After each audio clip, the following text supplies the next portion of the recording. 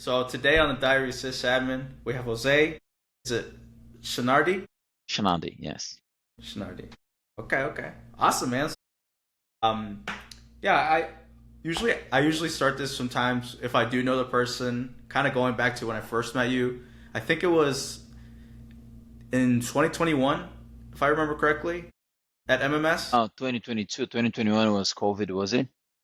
I think it was 22 I think it was or 22. 21. I think you're right. I think it was 21. Yeah, 21 because 2020 was COVID. So yeah, I think you're right. Yeah. And it But was. yeah, the first MMS after COVID that they stopped because of COVID. So yeah. Had you gone to any of the MMSs previously before No, that? I have not. That was my first one, Okay, and I have nice. been to all of them since. And how did you learn about MMS?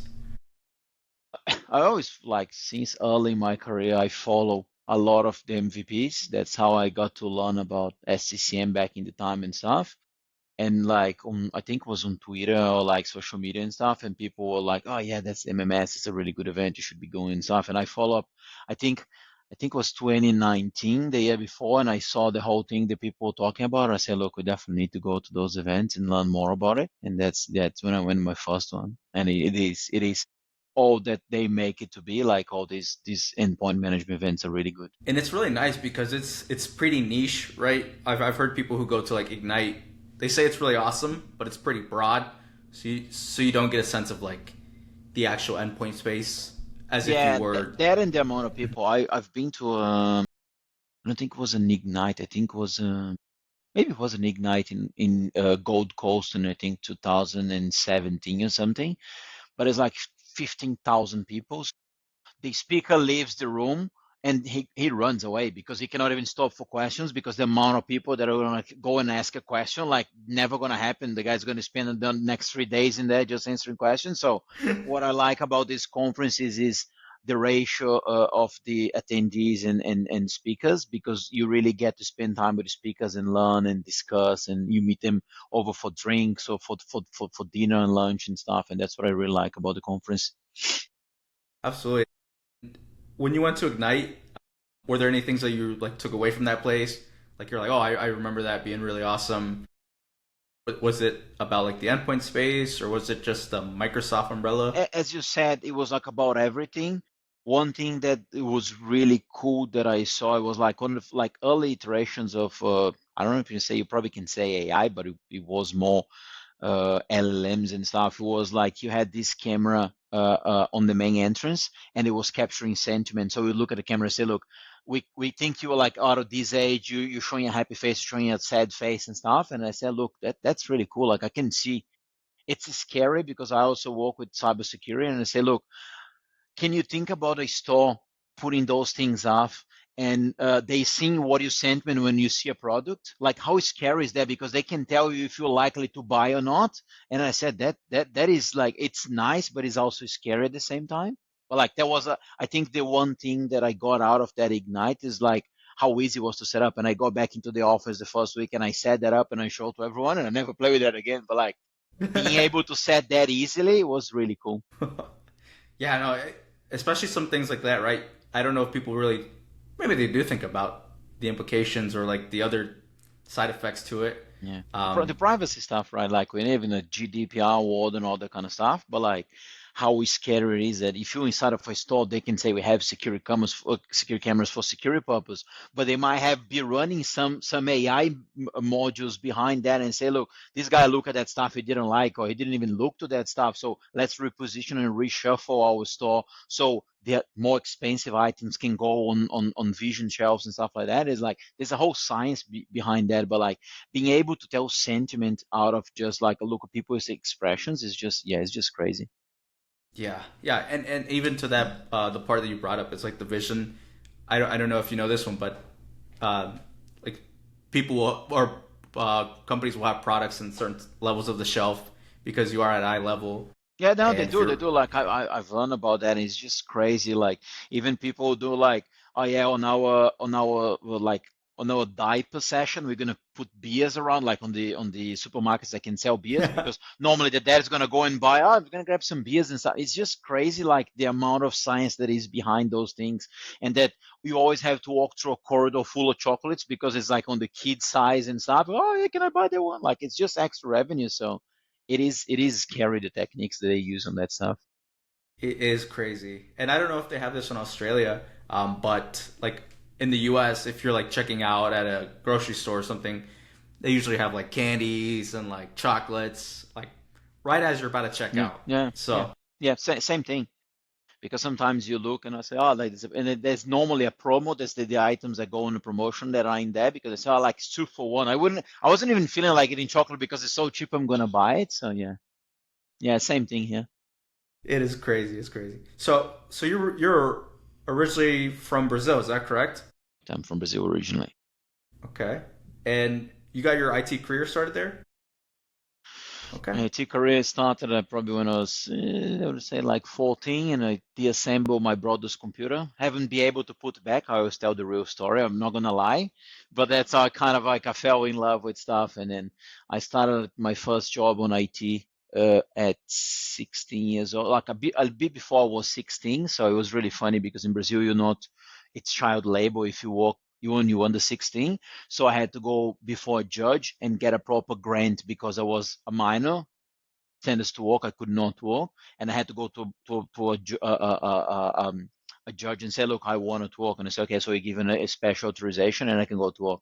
And then I started as a trainee doing hardware stuff, and the like I started properly IT with the first level of service desk support, and that's like something that where I learned a lot of stuff. Like I'm always grateful to be able to start with that. So I did a hardware deassembly, reassembly, so I was able to put my my brother computer back on a couple of years later if I wanted to. But like understanding all the pieces, how they go together, like all that kind of stuff, and then I start doing a service desk level one job, and then I grew into the career. I worked on the same company back in Brazil for 10, I think 10 years before I left. Like I left my company, and that's when I decided to come to Australia.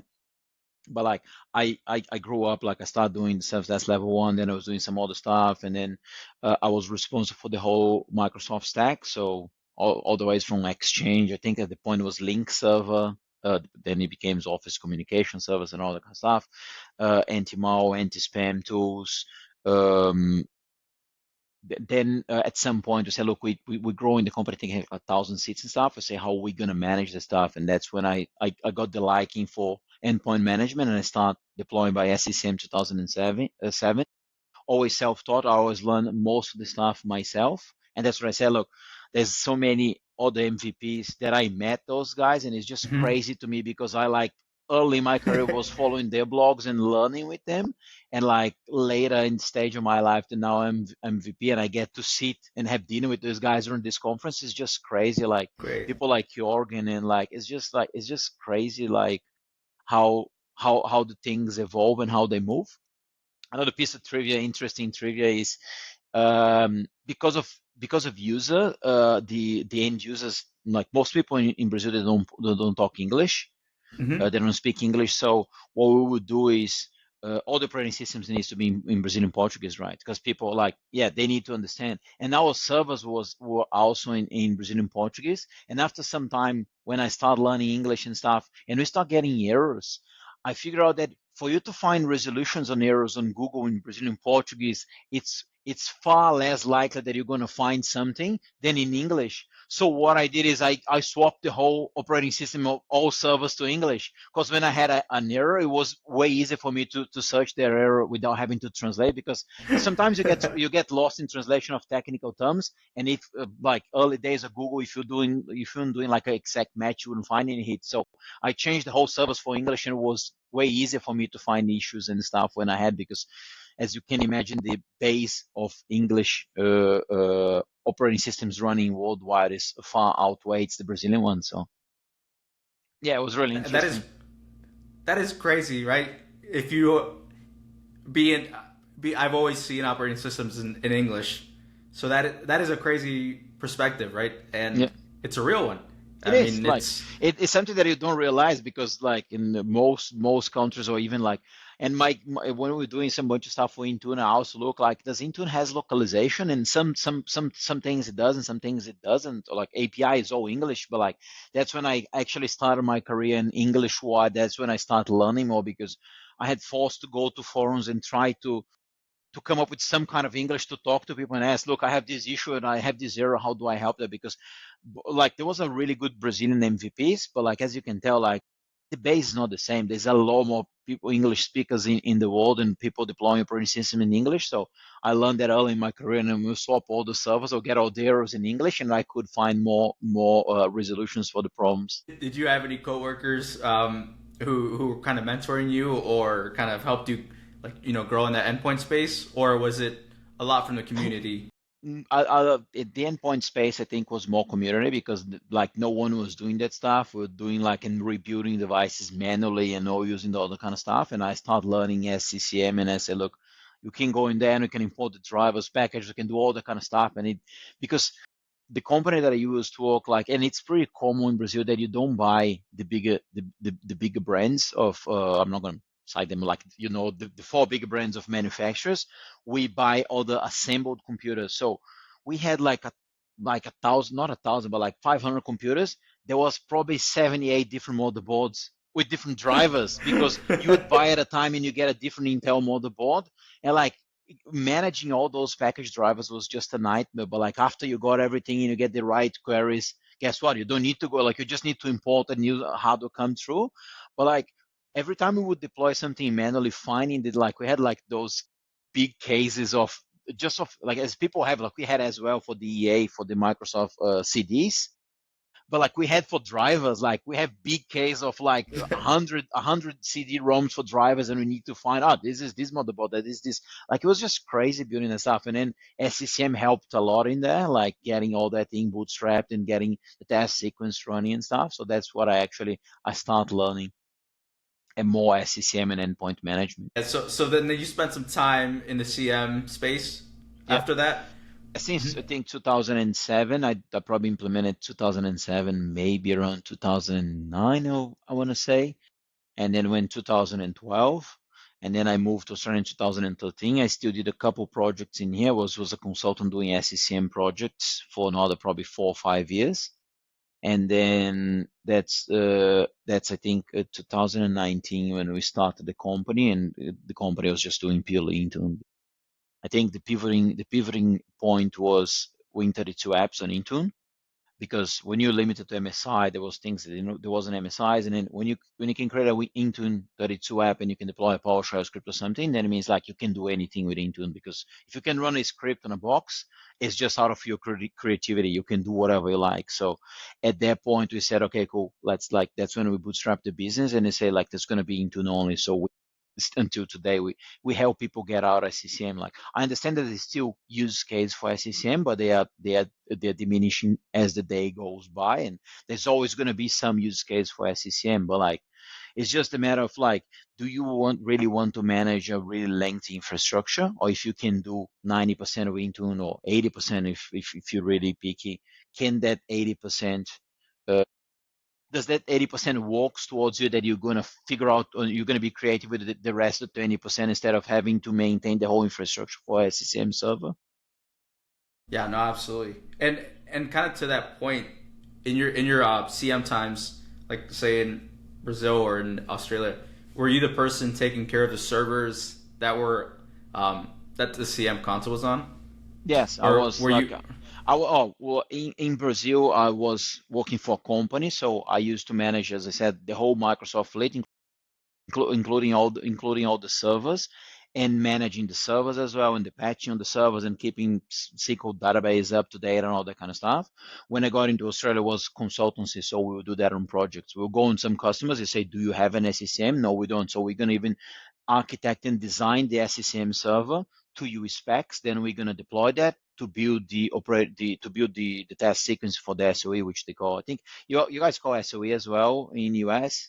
as a standard operating system, standard Yep. operating environment. So Hmm. you would go and create these SOEs. For some customers, they already had SCCM, so we might be able to go and patch the SCCM to latest version stuff and doing SOEs and then going to the next customer and going to the next customer and next customer. Like it was always a rinse and repeat. But because SCCM is on-prem and you don't get access, or until that time you didn't get access to people, like you needed a VPN, you need like the PowerShell scripting on SCCM wasn't something that you could bend as much as or integrate as much as you can as with Graph API on Intune. With Graph API on Intune, is the thing is you create a resource once, you can reuse against all customers.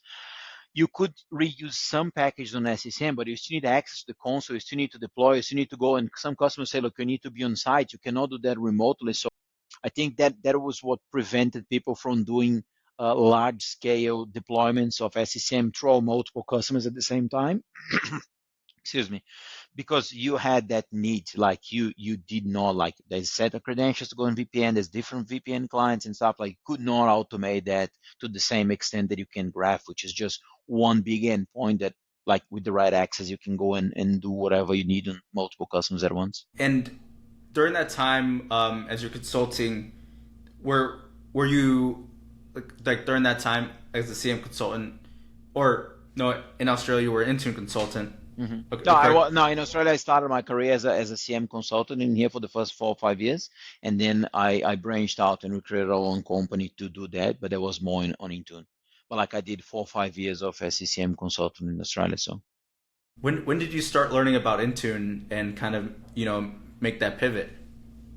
I think it was, yeah, 2018, 19, like after Intune moved from the Silverlight console and they moved to the new world. But like as I said, most of it was the Win32 support. Like when they added that, they said, look, okay, now you on pair with things that we need with SCCM, like as in between SCCM and Intune. But like early days was just for settings catalog was a thing. It was just a trip.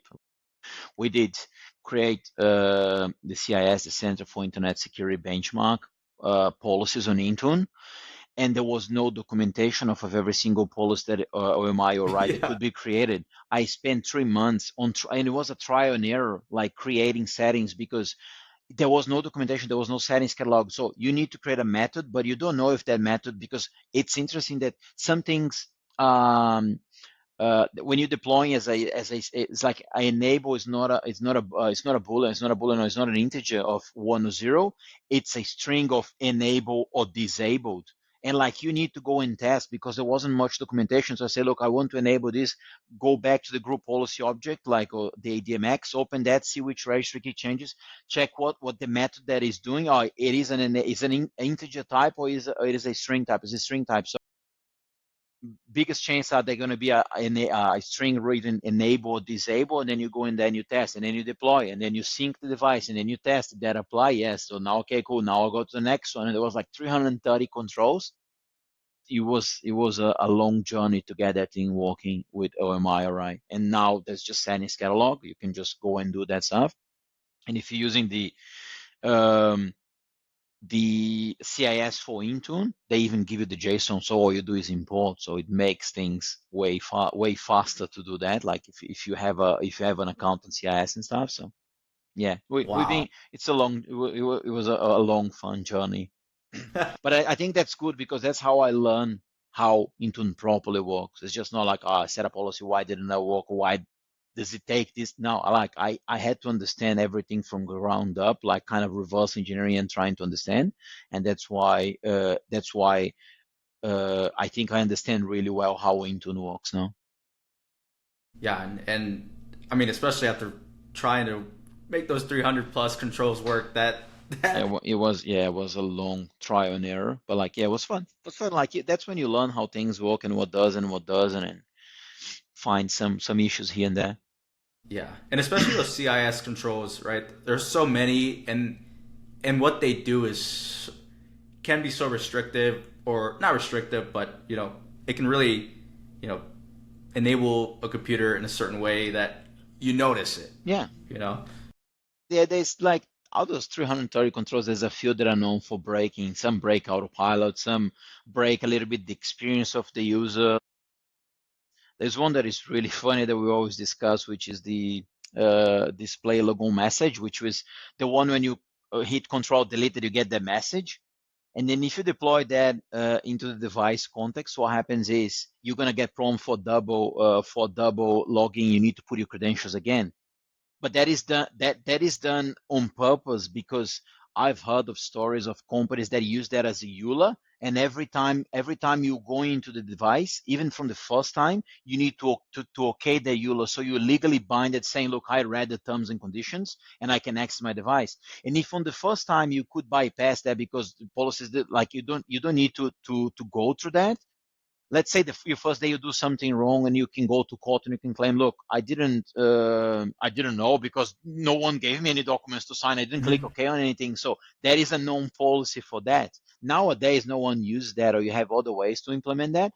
But like the rationale on CIS is something around on those terms that they say, look, you need to do this because you wanted to provide a message, or some people even say, look, old days was to prevent brute forcing because you could have like something that was trying passwords, and if you had to hit Control Delete to unlock that and click on OK, then it was harder for you to bypass it and do a brute force on passwords on old days when accounts didn't get locked out and all that stuff. But yeah, it's just historical fun stuff that you'll learn as you go. Yeah, and especially a project like that. So what? So I think I saw that you. Let's see. So how did like you start kind of to co-found your the businesses, like how did that kind of come up to play? Were you like, okay, I have all this knowledge, let's try something on my own? Actually, I co-founded the business with two business partners. Mm-hmm. We have two companies. One that's called Device, and the other one is called Secure Measure. And Secure Measure is a cybersecurity company. And we all used to work from the same company, and we've been talking about opening a company for some time. This company that we used to work for got acquired by another company, and my two business partners were let go because like they're high management and stuff.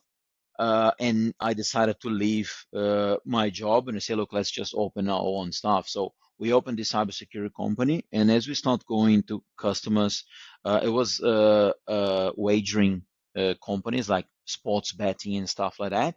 As we start going to these customers with the cybersecurity company, they are highly regulated companies, right? So they need to abide to a lot of different cybersecurity and a lot of different organs and laws and stuff.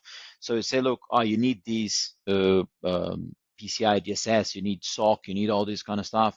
How do you manage your endpoints? I say, we don't. I say, so you're going to have a problem because you need to have like, you need to be proving that anything that can access a credit card environment needs to be highly regulated, needs to be, has secure baselines and stuff. And that's when we start saying, look, okay, so we're going to help you to implement this CIS, to implement this best practice. And I say, look, I have a bunch of experience with doing that already, like implementing policy with SCCM and stuff. And then we start looking into Intune, and then we start deploying this with Intune because most people already had Microsoft license. So I say, look, you already have the delivery method. You want to migrate away from on-prem AD. You want to go either hybrid or cloud native, which was at that point, I don't even know how they call, but like they keep changing names every 6 months. So we said, okay, we're going to help you deploy those policies via Intune, and then we start doing that, and we said, look, there's a business in itself in doing this kind of stuff, like because this is such a common problem, and that's when Device was born, and we split the company and said, let's go create another company that the sole purpose is to make devices more secure on the cloud while keeping them still productive, and that's where Device came from. Like it was kind of I spun up like it was born out of this need that we saw in Secure Measure, but Secure Mesh is a cybersecurity company, so I say let's go split ways and create another company that does specifically that. And what have some been like some things that you've learned, being a co-founder that you didn't expect, from like, being a endpoint person, right? I'm sure there's you have to wear multiple. You have to learn about everything. It's not for the faint at heart. Like starting a business is not an easy task. Like it doesn't matter if people make a lot of money, like you cannot blame them because it takes a toll. Like you need to do everything. Like you need to think about everything. It's just not going your 9 to 5 job. You need to think about marketing. How are you going to help to sell? You need to think about HR. You need to think about every single aspect, like how do we present ourselves to customers and prospects. You need to go and work on a logo, a design, a brand, guidelines, HR. You're hiring people, you're interviewing people. You're trying to start everything without spending so much money. So you're talking and you're using friends' offices because you cannot afford an office. Like it's just like it's so much stuff that you learn that you don't think about. And then when it happened, like what happened with device that we took investment, then it's a whole new game because you need to learn about investment. You need to learn about like everything else, and you need to like now it's not you company alone anymore. You're taking money from someone, so it's like things become a lot more serious on another level. Like you need to like it's not your money that you're spending. You need to be like I was always told by my father, and like I learned like it's yours, you take you good care, but it's yours. It's not yours, you take extra care because it's not yours. So it's like it's some other people money. You don't want to look like you just oh yeah, like let's just spend. Like you need to make that thing work. You need to spend wisely. You need to another thing that I thought, like when we got the investment round, I think was 3 years ago now. Mhm. it was a it's a bag full of money, but they say, look, a bag full of money does not solve your problems. Like you need to now hire more people. You need to create better process so you spend the money wisely. Like it's a lot of stuff that you learn. It's just it's constant learning. Starting a business is like it's all things that you like. Sometimes you see someone, this guy is the director, or this guy is like, and they say he makes a lot of money, yeah. But like sometimes these guys they have that baggage, they have that knowledge. Like I always remember something that my wife told me once. She was like on that stuff, like, oh, this guy, he makes so much money. She wasn't saying that, but people used to say, and then they had like this really, really big problem with the company, like things like worth millions of dollars. The guy fixed that in one call. And I said, that's why he makes all the money, because he has the power and the knowledge to do these things at this level, at an executive level. And that's just not by mistake that these things happen. People, they are preparing their whole life. So I think like starting the companies was just like a lot of learning outside of IT, because it's just not IT. IT is the product, but like you need to think about across all verticals of starting a company. So that was a really tiring but a really rewarding experience. Because you got to have experience in these different umbrellas outside of IT, what are some things that like you really like, or have really you know maybe like, oh, I never worked with this before, is this something that I like or has caught your interest? I really like customer support, and like I really like to see and talking to people, and that's why my role evolved into going to these events, learning all those people, or other people's perspectives, and how people are tackling the same issues we have. On like I have a lot of people come to me when I go to the conference and say, I love your questions. You're really inquisitive. Some speakers might not like me that much because I'm really hard on my questions, but like, I think these are general problems. And when I'm going to these conferences and asking those questions, I'm just not asking for myself or for my company. I'm representing a lot of customers that have these questions that they want to know. The same when I, on the person on the MVP, I go in and question Microsoft and I say, I think you should do this better, or like these are the things how I would do it. It's because I've seen a lot of people with similar issues, but like sometimes they don't have those connections, or they don't have the voice, or even like they don't want to do because the endpoint management is another thing on their bucket of things. They don't want to focus on that. That's a problem for them. They have so many other things to go around. But like I like to think that I'm representing them when I'm coming to these places, and that's why I'm like really inquisitive and I say, look, I think we should do this, or we can do things better, because I love to talk to our customers and see what's working and what's not working. So that's something that I really enjoy doing. Yeah, absolutely, and I can imagine. I know you are involved in the community a lot, so I'm sure you like get to talk to different people, get different perspective, different strategies and stuff. Oh yeah, that too. With since I think it was I probably our third year with the Workplace Ninja Australia, and it was eye opening going to the community, getting, and that's another whole thing in itself. Pretty similar to running a conference is pretty similar to, in some aspects, to starting a company. Like you need to think about everything, catering, a location, you need to talk to speakers, you need to like call for papers, you need to organize the day, you need to talk to the community and get people involved, you need to market that event, and you need to send stuff, you need strategies to create FOMO on like, should we attend the event? Yeah, there's these people coming, or these guys are giving these things, and you need to go and buy some swag and some, like there's some shirts in the back here that we gave this year. You need to buy shirts, and stickers. That the whole thing, like it's another brand in itself that you need to maintain. So it's a lot of learning. It's really great learning. It's different learners from different perspectives. Then you go on the day of the event and you see people really enjoying the event, and Mhm. they come to you and say, oh, thanks for putting that up. Like we don't see many of endpoint management events posted in Australia. That's really cool. So yeah, that I think that's really why I do that. Like it's a full day on the day of the event, but as soon as the event finish, I feel super well that I'm be able to help more and share more knowledge with people.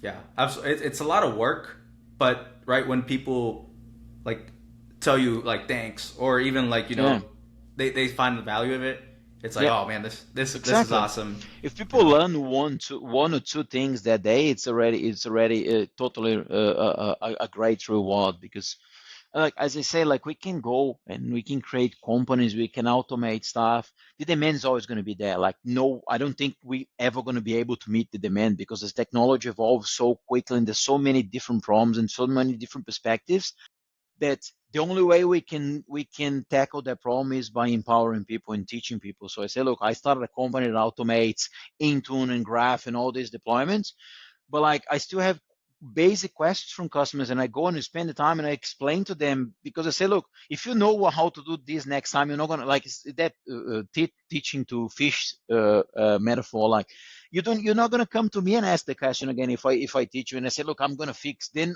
like for that day, I belong to you because I'm gonna be your service desk forever, like for that simple thing. So I always take the extra time to explain, and the events are just a projection of that on a high scale. Like we want to teach more people at the same time. But I always tell our customers, look, I'm going to be running this event in your city and stuff.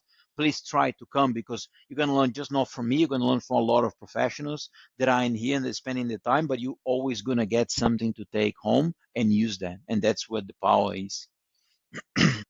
When did you start? Or was it you and others like starting that user group or event? The Workplace Ninja Australia. It's a funny story.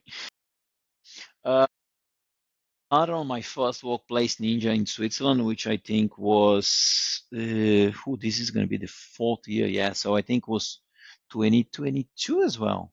Yeah, I think that was my first year going to Switzerland, and because I was traveling from Australia, sorry, I always take an extra day to rest because it's quite some travel as you think. Like that's the most conversation starters. So you come from where? Australia? How long is the flight? I say it's long. It's long.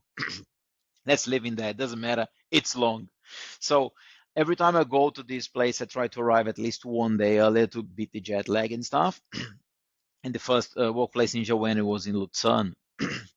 Lucerne being, I think, probably one, if not the most touristic place in Switzerland. There's always nice things. There's like a music concert happening on the week before and all that kind of stuff. And I booked and stuff. And okay, cool, I'm going to arrive on Saturday morning. I think it was Saturday morning. I'm going to have Saturday and Sunday. My flight arrives in Zurich 6 in the morning. I'll be there by 8. Early check-in. Nice, right? Okay, let's go in there. Got in there, I think 7:30 in the morning. Got a reception. Like I have my check-in. My check-in's at 3. Is there anything available? The guy said, mm-mm. You in Lucerne, rooms do not become available before time. Like everyone wants to stay here until the last minute. I say, all righty. What can I do? I said, oh, this the couch is the reception in here. Spend some time in there. I say, okay, cool. 8 in the morning for a check-in of 3, like, and after like God knows how many 20 odd hours of traveling and stuff. I say, okay, cool. Sat down on the stuff. And then this bunch of people walk in with some boxes and some stuff. start like, it's putting some bags and getting sorting some stickers. I say, are you guys with the workplace ninja? They say, yeah, we are the organizers. How about you? Like, how do you know about it? I say, I'm at the attendee. Like, I came in here, I just arrived early, but I didn't realize I'm not gonna get an early check-in. I came from Australia. Oh, you the guy from Australia? That's really cool and stuff. I say, look, do you want any help since I'm gonna be sitting here for the next 8 hours and I cannot bring myself to go and even explore because I'm so tired? And say, yeah. So I started helping them to separate stickers and put some stuff on the bags for the attendees. I helped do all the stuff for the attendees.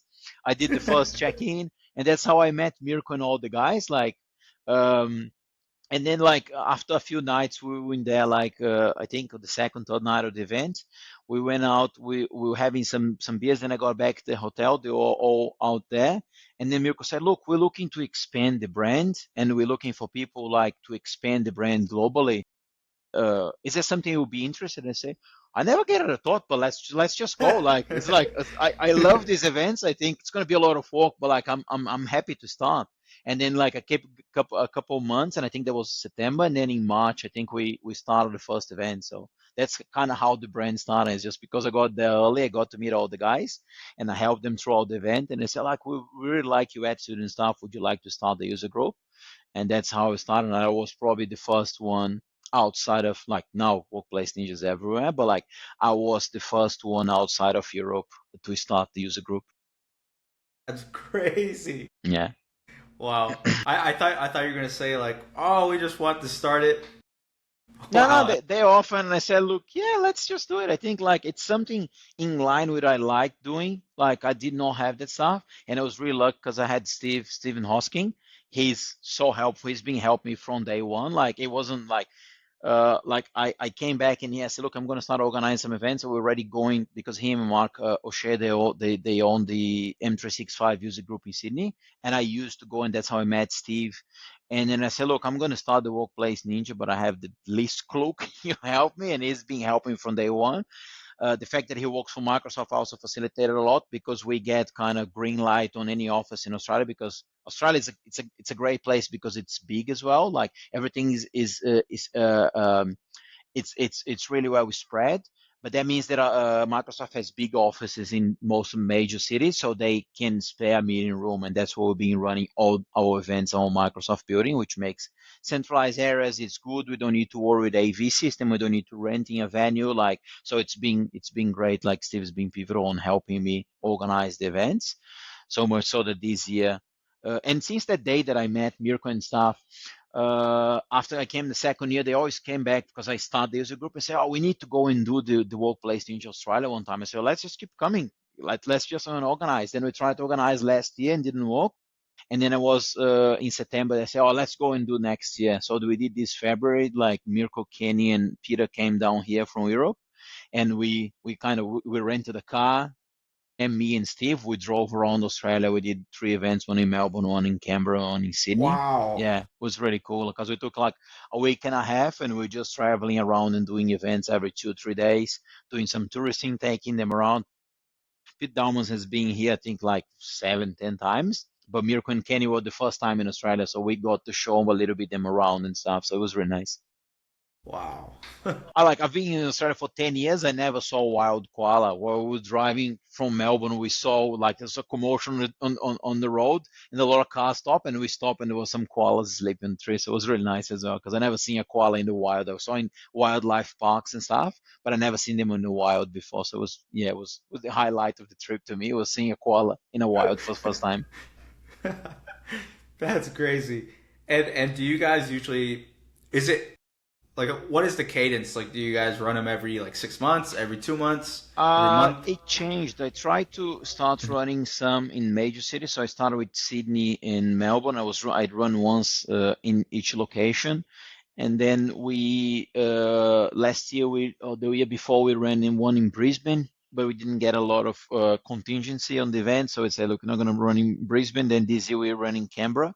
But like, I think from now on we're going to be sticking. My plan is to stick to Sydney and Melbourne, which are the biggest major cities.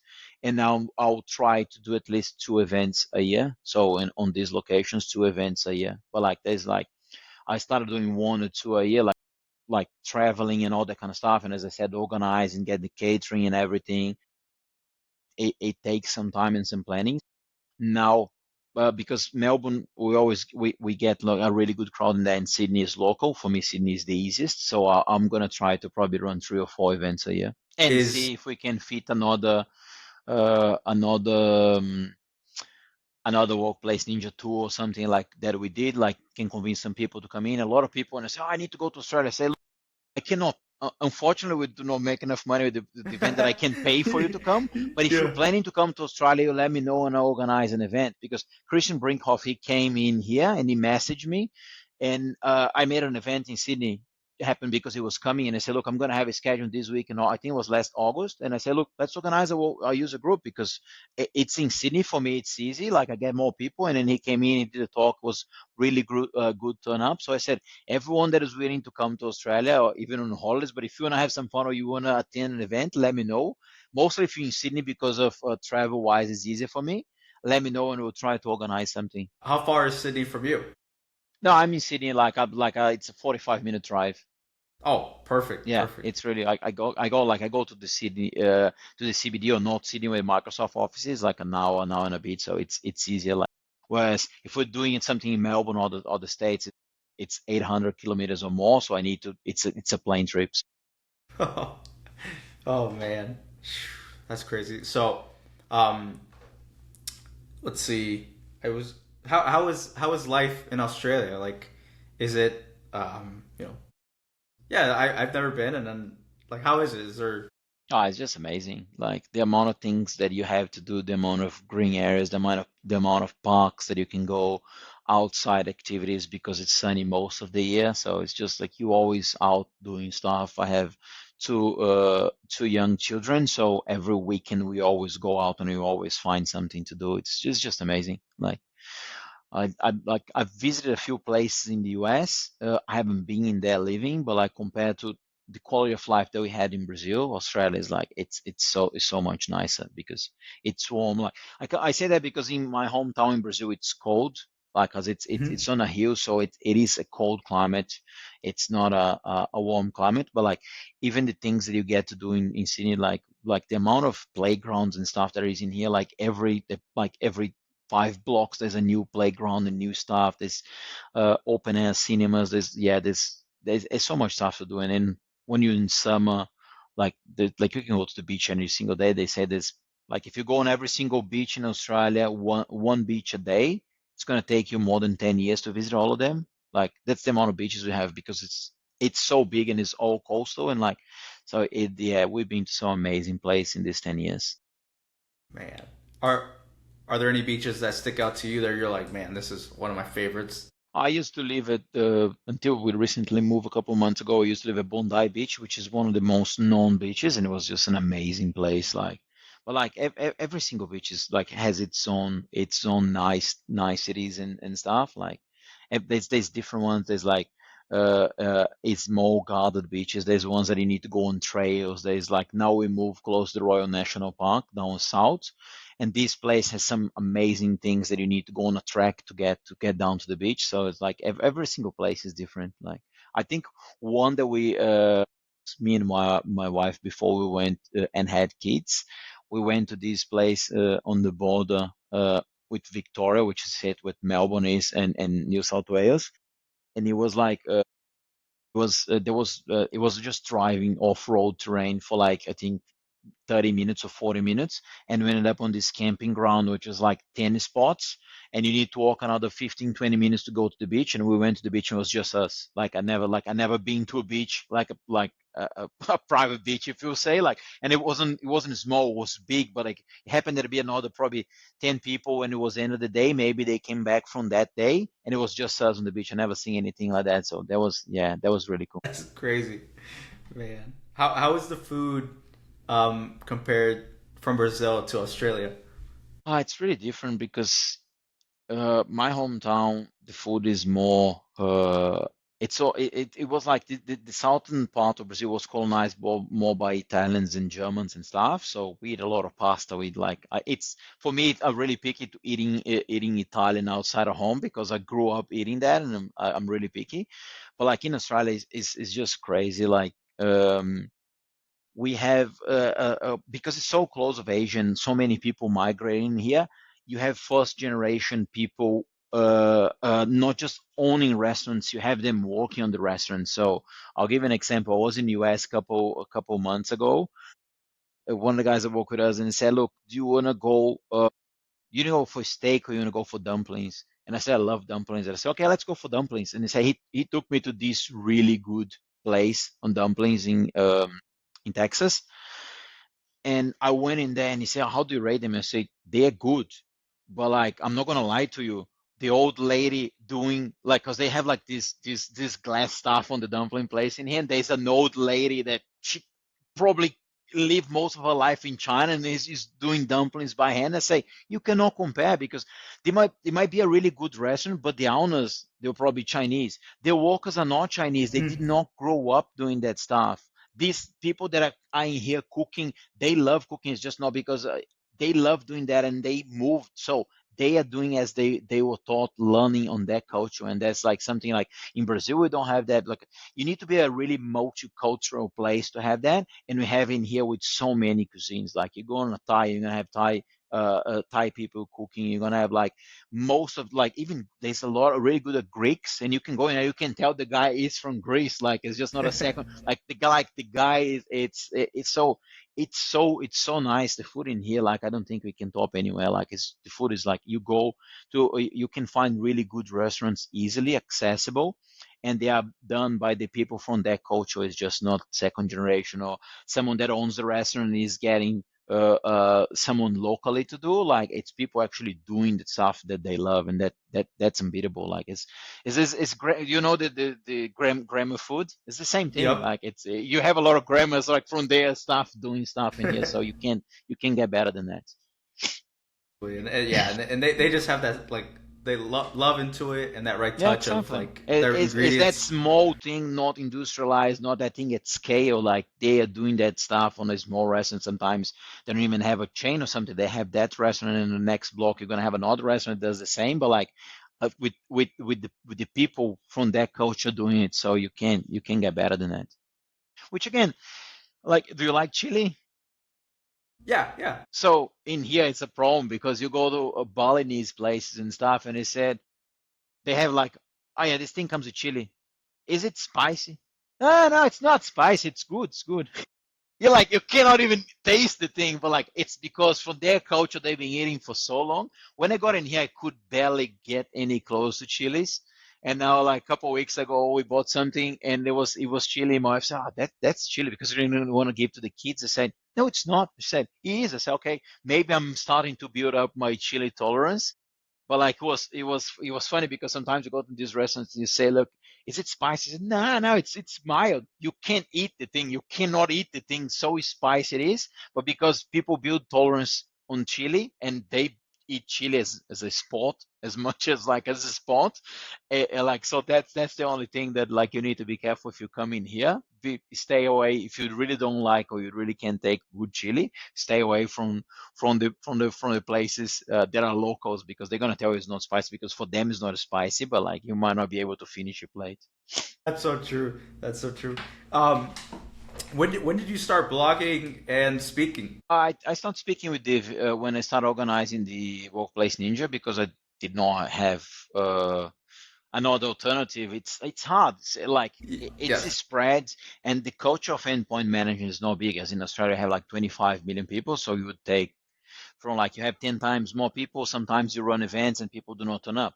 Take that on a scale of 10x less and split that against 4 cities. So while you have like 100 attendees, on the exponentiality of it, I might have 25 or I might have five. Because Hmm. depending on which city you're going, you need to get people interested. You need to get people to know about your event, which is one of the hardest things I found Yes. out is how do people find about Workplace Ninja? And we run some of the events, and sometimes a guy came in and said, I just learned about because a colleague of mine told me, like, I never heard about it. I say, are you on Twitter? No. I on LinkedIn. I don't go much on LinkedIn. I say, okay, how do I reach out to you? Like, because a lot of people do not consume, they might consume blogs and stuff like that, but it's hard for you to put you ads on a blog or a global blog because again, back to the MVPs and stuff. So it's hard to, how do you get to reach out to people to know about these events? And like the word to mouth is helping us because more and more people come and say, this person told me about it and I love, I'm going to keep coming back and things. And when we start doing the events on the same scale, it's hard to find speakers Hmm. because I think we have like on on Intune we might have like 4 or 5 MVPs total in Australia. Hmm. So Steve always helps with sessions. We try to get some other Microsoft people involved. We try to give always some slots to new speakers. We try to convince people that we know and encourage them to say, look, you know a lot more than you think about this stuff. Come and share some experiences. But it's hard to find speakers, and then that's why I say, look, if I'm going to start the event, I'm going to need to do public speaking, which I was kind of terrified, despite people thinking I like to talk like liking to talk to people is one thing. Liking to talk like on the stage to people, like it's way different. But like I'm slowly overcoming that stuff. Like I think I kind of dabble well. So, but like yeah, and blogging is the same. Like I always like I had a really old blog when I was back in Brazil. It was like for my first stab at blogging something in English. But like for blogging, you need a lot of discipline. You need consistency. For me, I'm I don't like to blog about things that people blogged about. If I'm gonna write, I have an idea about talking about something, and I'm gonna write that, and I see that someone already did that, and like they did a pretty good job. I'm not gonna do that. Like it's not for me. I don't like to create content, repetition content, and stuff like that. I like to create original stuff. Therefore, my blogs they require a lot more testing, a lot more not knowledge, but a lot more time spent to create Creativity. them. Exactly, because I'm Hmm. creating something unique or something new, uh, and that's how I roll. So I do not I'm not known to producing a lot of blogs. I produce a lot less blogs, but I like to try to create some original ideas and some stuff. Yeah, and I saw that you uh, released, I think a week ago, or maybe like the beginning of the week. Was it Intune assignment? Into Mermaid, yes, Intune yeah. Mermaid. Intune Mermaid. Yeah, that thing that's a good example of that. Like I've checked, and there's some good assignment reporting that people like Ugur and I think Sander Rosmuller has created some really cool stuff, but none of them visual. And I'm like, since early age, I'm a really visual person. I need to see a diagram. I need to see the logos and the stuff, and that's what I created. That I start looking and say, is there like first of all, like when I have an idea, I say, look, is there any blog or is there anyone that created something like that? Let's go and see. And I couldn't find. And I spoke with Hugo when we were in the MVP summit earlier this year, and I told him that I was working on releasing that stuff. And I said, like, because I said, like, I want to bounce some ideas. You have your module, you do an HTML, it's nice. You do a table, right? I say, yes. Yeah, I'm thinking about doing like an exploded vision that you can see the things. And he said, oh yeah, how are you gonna do that? I said, using Marmaid JavaScript. And said, oh, that's really cool. I like, and again, it's just another tool. If you're more comfortable seeing a table, some stuff, you go and see a table. Like I'm visual, so I like to see the diagram that I can go through and iterate and see the stuff. And I say, look, no one ever done that stuff, so how do I go about? And then I start looking into tools because early on in my career, I created something similar to that on a Visio. So I had like a Hyper-V stack of servers, and that thing would just go and grab some stuff, and we were actually building a whole diagram automatically on Visio to show servers and status if the server was online, if it was in replication mode or not. And that's kind of say, look, is there any tool to that? And that's when I found about Marmaid, and I said, okay, cool. I think I can figure out the how to pass the JSON to create those things. And then I created that, and I think I really loved that. There was some good response from the community, as anything that you create. Like I created for myself because I needed that, but like I wanted to share with people, and some people really seem to like. So I'm really happy with that thing. So these are really the core of the things that I like working on, creating these solutions that no one created, because it just adds up to the tool belt. Like, oh, you need to do that, you need to do this. Like I think as a consultant, if I could go and then show customers, I deployed your whole environment and stuff. That's a big nice picture on how it looks like, and you have the logos coming from Intune on the apps on the small squares, and you can see everything. People say, "Oh, that's really cool." Like it allows me to pick up some stuff, but like when you go documentation, it's more normal that documentations will have tables and stuff like that. But like if you have 50, 100 apps or something, like reading a table, it just gets confusing at some point because it's too many lines. And when you have visuals with logos and things like that, at least for me, it helps me to visualize that in a more concise manner. That's why I created that stuff. Yeah, and as you mentioned, it did get a lot of great you know praise. So I'm I gotta I try out the tool. I gotta try Yeah. it out. So, Yeah, but again, I think people really like, some people really liked, and that there's more and more people creating things to use these kind of visualizations with Mermaid and whatnot. So I said, look, no one created one for Intune. Let me go and try to create something to give some people a how do I say, like a blueprint of their assignments. And I actually showed to some people at Microsoft. I say, can we have that on Intune? Like, look, I love creating stuff, but like I could, like, we have the dependency visualizer on Intune, which is really cool. It shows which app depends on which other app. Why can we have just a vision like that and say, look, show me all my apps and all the assignments? Because the cool thing that I think, like, it's nice having that thing per app, but the other thing that this tool does, it does per group. So you can say, oh, look, I nice. know this group, and like I want to see everything that this group is assigned to, and that's going to show you everything, every app that that group is assigned to. So that's really cool for you to say, because sometimes you go and you go into a new environment, mostly as a consultant, and there's already a spider web of things that were done before, and you say, how do I go about this environment? How I figure out? And then maybe you're going to need to export that and check on a table. This thing gives you like, oh, this is this group, and there's all the apps assigned to this group and all the profiles assigned to this group. So I know this group I probably know better, no mess with, because otherwise I'm going to be breaking stuff. So that's the reason I kind of created that stuff. Yeah. Yeah. And another question for you is, having been in the like IT space for a while now, what is some advice you give for like people getting into the IT workplace, like new professionals? That's a mm, that's a yeah, that's a good one. I would say is have patience, read the things. Things do not happen overnight, despite what most of the new generation and the iPhones and the TikToks and the attention span reducing more and more every single time.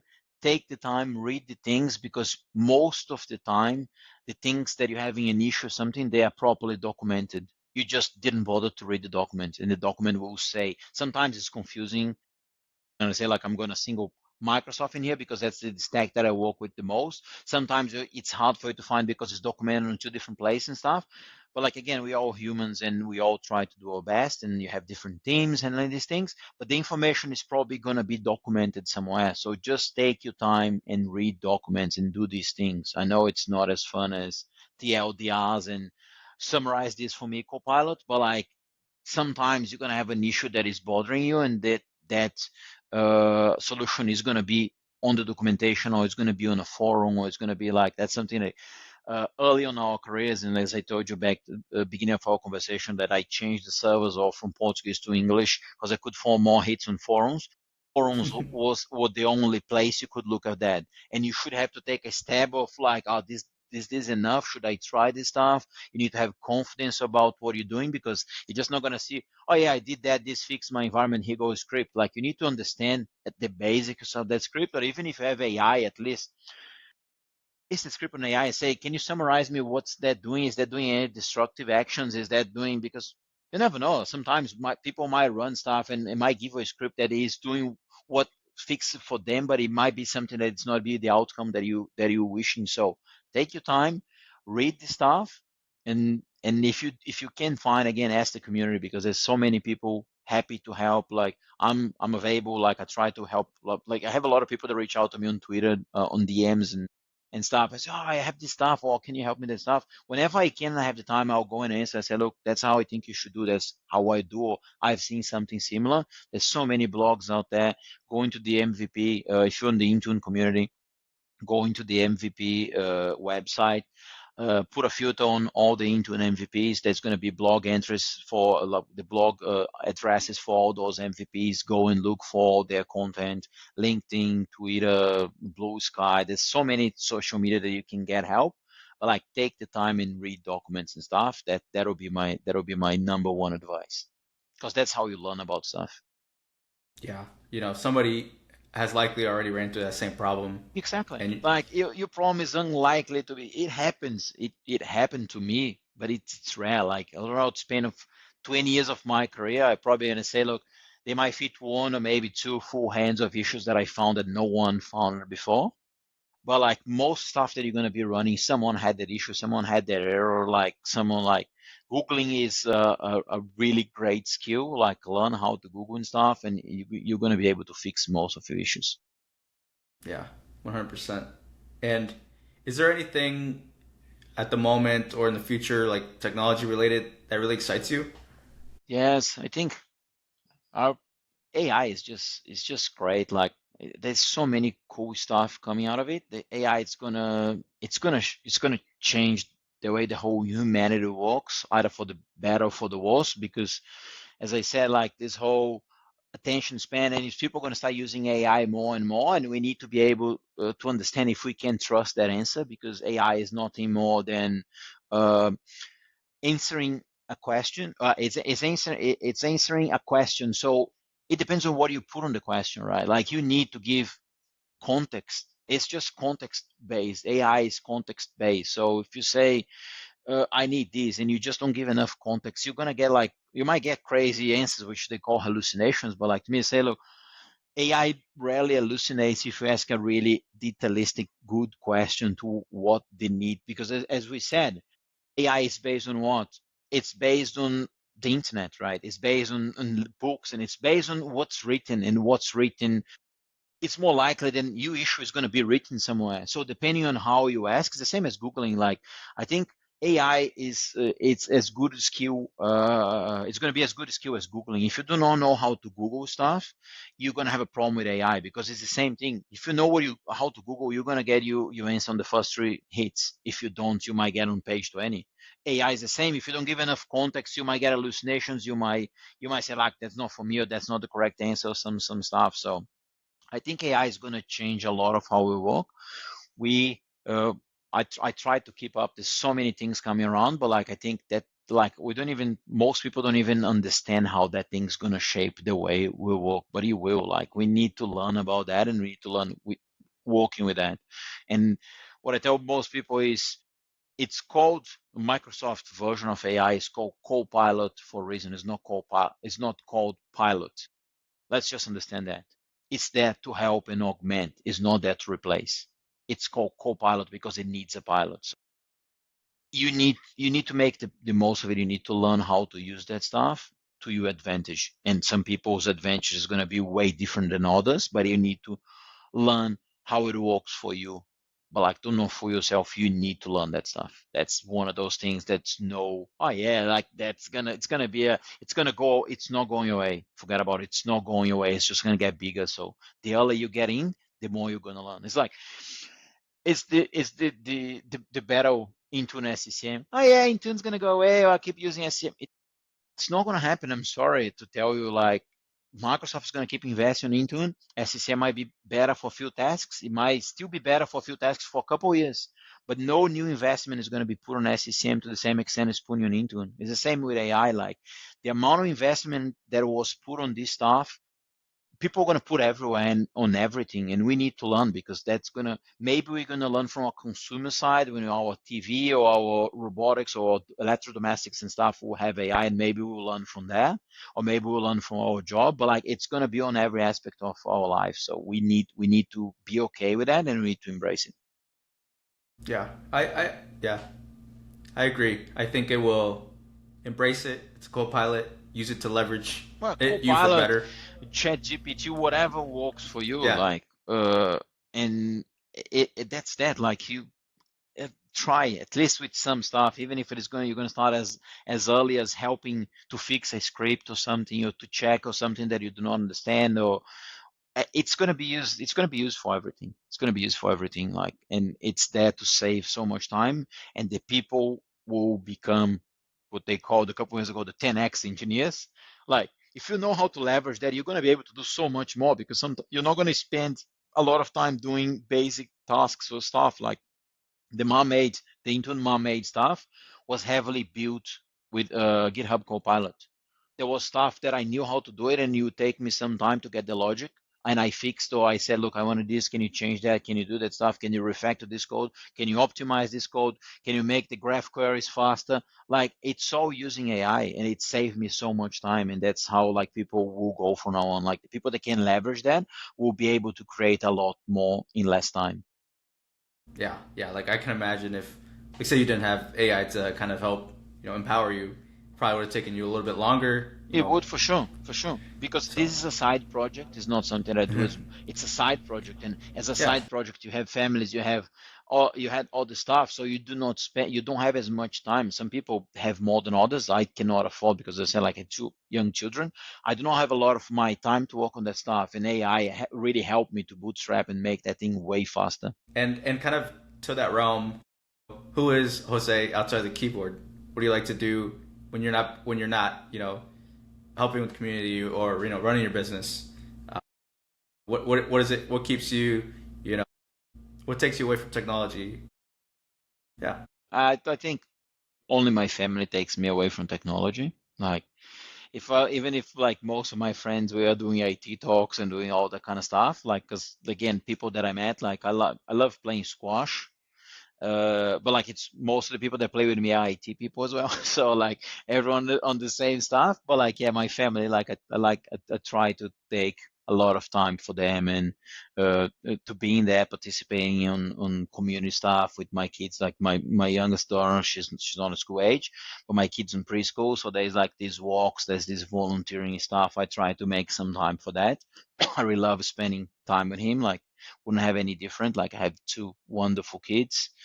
Um, and that's like spending time with them, going things around, I say, going exploring, learning new things. We recently just moved to an area that like we haven't been a lot before we moved in, so there's a lot to start stuff to discover as we move in December, and then we went on holidays. We didn't have much time last summer, but this summer I think it's going to be great. We're going to do a lot of exploring around the area and learning new spots to go and spend some time. Heck yeah. Yeah, no, that's perfect, right? It's you know something like super valuable, and Yeah, I think it's the base, right? Like if I didn't have my wife helping me, I wouldn't have got anywhere close where I am because someone needs to take care of the kids, someone needs to keep their life rolling and stuff. And having the companies, having the events, traveling abroad for like a week, 2 weeks at Mhm. some point, it takes a lot. It takes a lot of toll on her. So I'm most grateful for all the help that she provides to allow me to do that stuff.